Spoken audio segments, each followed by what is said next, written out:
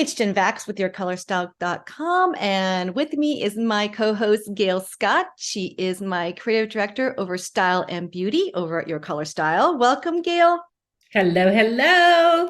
Let's talk about skin tone and foundation. Oh, yeah. So Gail is a makeup expert and has definitely been contributing out in Style Masters, our membership, as well as just on the blog with different kinds of tips. And so I get a lot of questions on, especially through YouTube, because I put a lot of content out there about foundation and the questions around their undertones. And I'm not the right person to answer this, but Gail is. So, Gail, this is the kind of questions that I get. Okay, let's have So it. the people will say, I thought I had cool undertones because I can wear, and they list the colors they can wear. But when I go to the makeup store, they tell me I need to either wear neutral or warm-ish foundation. So does that mean I'm neutral, or do I have warm undertones and not cool? Like, that's the kind of stuff I get. So can you There's a help lot with that this? goes into selecting a foundation. And in the makeup industry, a lot of times we'll refer to things as secondary pigment as well. And that can be things that are external to the skin, causing a differentiation in the color, like sun tan, sun damage, skin conditions like rosacea, acne, dry skin can appear more pink. So that's one of the things we deal with. Now, your skin tone and your underlying tones are going to have a lot to do with your ethnicity. Because if you look at my skin, I'm very different skin color on my face than I am on my arms or hand. So those of you who are trying to match foundation and try on lipsticks on the back of your hand, that is not going to work for a lot of us. So kind of what do you want to talk about first, Jen? Well, let's go back to the basics. What is the role of foundation? Why do people even need to wear it? It is a complexion perfector. That's the bottom line. It is to make our skin look like better skin. It's not to look like makeup. And I see a lot of crazy things. Like, I think a lot of times people go too far, too much coverage, too much color correction, just too much concealer, too much of everything. Then I've got people who don't go far enough, or they don't go far enough in the right place. You'll Mhm. often find that different parts of your face don't even look the same. I have a lot of secondary pigment in the middle of my face from rosacea, and I'm just one of those people that runs hot. So I have a flush most of the time that is very different than my forehead. So even when you're talking about the same person, you may look at their skin and say, I see warmth and I see coolness. So when we're matching foundations, we're looking at what is the overall. Another good example of an underlying factor that can affect foundation and get people confused are freckles. Freckles are predominantly warm. And when you put those on cool skin, it's like, what do I match? So Right. we're typically going to work with the underlying color. And sometimes it's easier to see that around the edges of the skin, like our forehead, our chin, out by our hairline, on our ears. Those are not areas we usually have a lot of acne or dry skin or rosacea, sun damage, those kind of things. So we can kind of get an idea what the underlying skin tone is. But what you're ultimately going to have to do, you have to understand how the foundation you are going to wear works. Is this foundation made for someone with warm skin, or is this foundation warm for color correction of very, very cool skin? So it can go a lot of different ways. So you have to understand the product that you're working with and what it's meant to do. You also have got to understand the coverage level and the opacity. Is that how you say That's that? You right. get me on Yep. that one every time, of the product. And sometimes when we have a lot of secondary pigment, even though our first inclination is to cover that all up, sometimes we're better with something that's a little more sheer so that it looks more natural, Mhm. especially if your secondary pigment comes down onto your neck and throat, chest, décolleté area, your shoulders, which also brings into considering what you're going to be wearing. I have three different tones. My face, my neck, and my décolleté are three different colors. So if I'm wearing something that is more low cut or open, I'm going to have to consider this color to make things blend. If I'm wearing a turtleneck, I'm only having to worry about this right here. Does that help some? It does. So is it true that when I say the type of foundation that you're using does not dictate your undertones? Yes and no, because here's what happens. Yeah. Foundation can have misnomers. Like in the brand that I represent, there's one color that is called Beige W100 that I regularly sell to people who are way more towards neutral or even cool undertoned because it is not as warm undertoned as some other foundations. So this all is on a spectrum and names are just names. So what we're looking for, while we're going to use the names, whether it be warm and cool and a numbering system, which is becoming more the standard of the industry, just like hair color, or if we're using names like toasted is going to always refer to either golden or deepened, whereas rosy beige is going to, refer to something that's had pink added. Either way we're going to have to do a swap test and do a match. Now, here's another interesting thing about swap test is the industry standard to do swap tests on Caucasian girls along the jawline. Women of color, we're going to do it more in the center of the skin. This is where they typically have secondary pigment and changes in color. Caucasian girls, we have this drop off on our jawline usually. But if you have rosacea or a lot of secondary pigment or overtones in the middle of your skin, you are going to need to bring your stripe into that because if I matched right here, it would be too light over this and you will have bleed through. You never want bleed through, and that's an indication there's not enough pigment and depth to your foundation if pink or red is bleeding through. But when we do the stripe test, what we're looking for is to apply the product, blend it slightly, let it dry for a few minutes, and then check how it disappears into the skin. If it just kind of looks like it melds in, it's probably the right one. But the more secondary pigment, overtones, whatever you want to refer to this in the middle that you have, you're more likely to have to put the foundation all over to really judge it. Okay. Because it would be very difficult to stripe test. Yeah, so I think this is one of the biggest reasons why when we do color analysis, at least at Your Color Style, I'm going to assume this might be true other places also, is that we really recommend that if you're going to send us photos for an online color analysis, that you avoid the makeup so we can actually see your true skin tone. So there is a subtle difference, right, between your undertones and your skin tone, because just because your undertones are warm, for example, doesn't mean you're going to be visibly golden.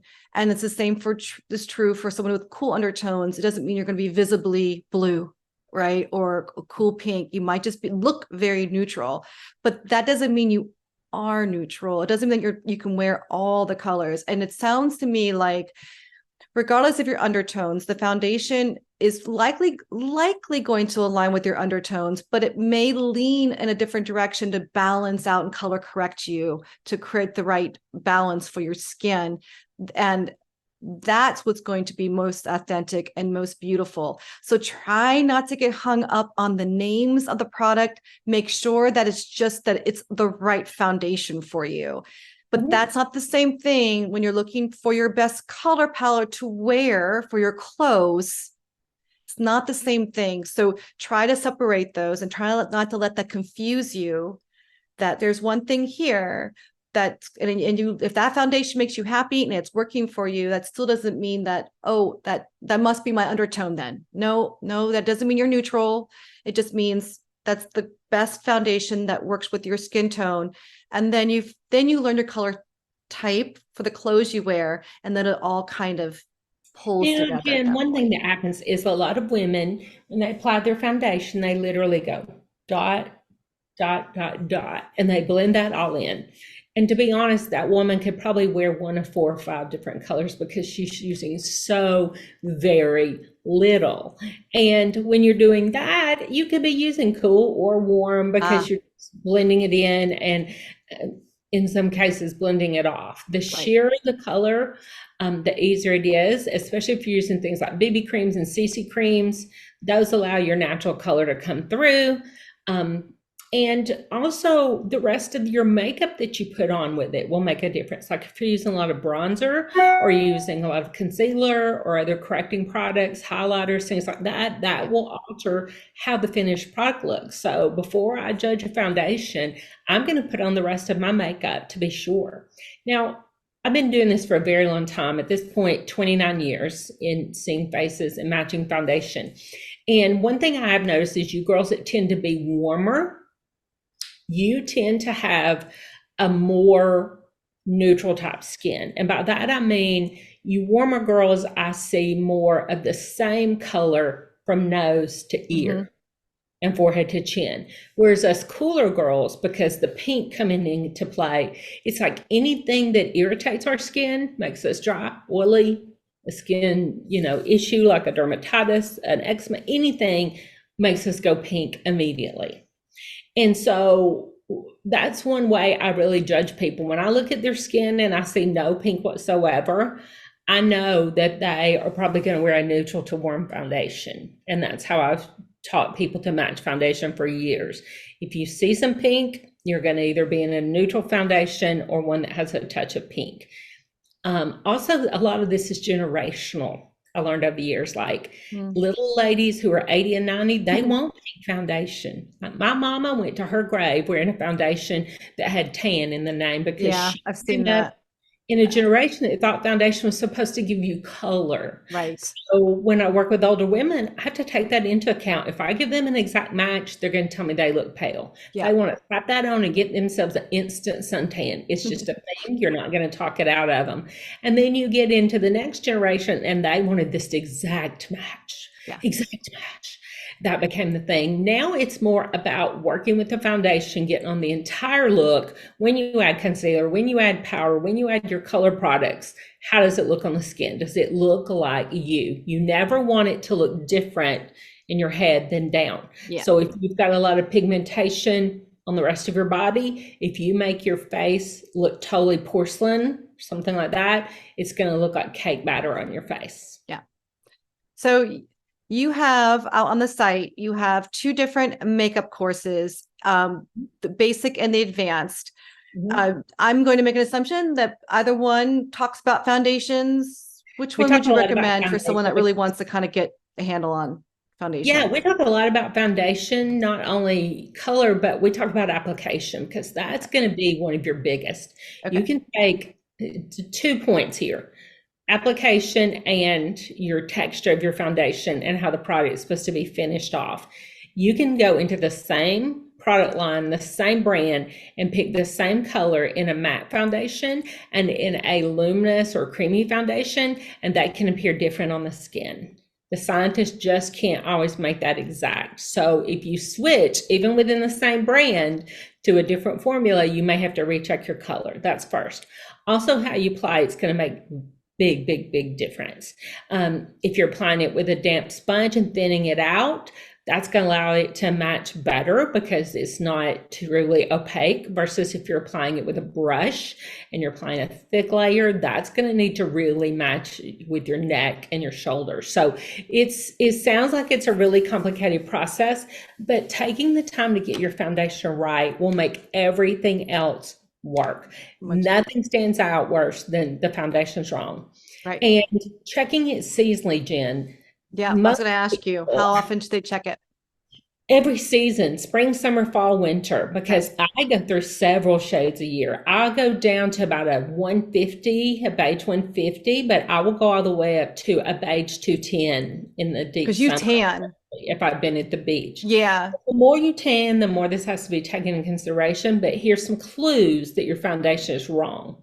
If you're getting bleed through, which is when it looks like the foundation's breaking apart and you have pink or red shining through, or if you're not getting the right coverage, that's the instant I know mine is wrong. If I just put it on and I think, why am I not getting good coverage today? That can be a too light or too dark issue.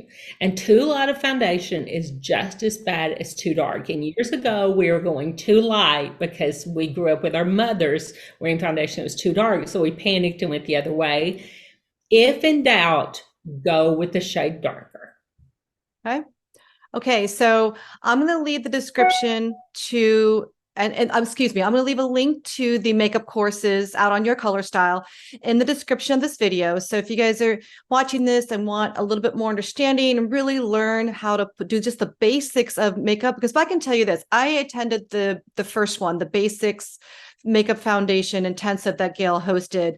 And I learned so much just by watching it the one time, I was just like things I didn't even realize I was supposed to know. And it just make the more that we kind of focus on getting our makeup right, as well as the colors we wear and getting that right, the more we start to really feel pulled together. I know you guys know me. I'm all about the colors that you wear, the clothes, how it all falls together. But I can tell you that the more that you pay attention to other parts of you as well can really just help you really get pulled together. So there's a basic and advanced. I'll leave the links in the description. You can also find them out on yourcolorstyle.com under style. And if you are still kind of trying to figure out what your undertones are and trying to figure out what your color type is, you can always start with the quiz, which is free. That's at yourcolorstyle.com/quiz. Gail, thanks so much for all the info. This was very helpful. So I hope And you found your right foundation. all right. And thanks for watching. Bye for now.